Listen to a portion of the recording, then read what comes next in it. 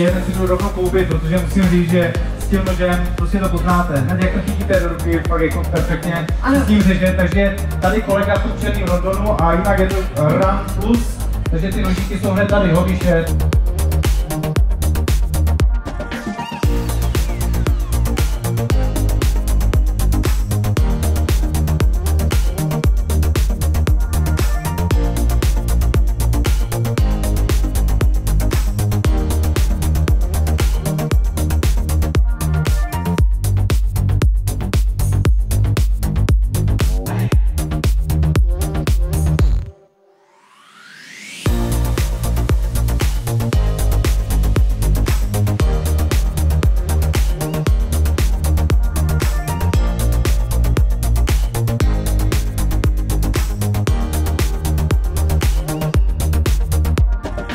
Já tady mám nějaký japonský nůž a je úplně geniální.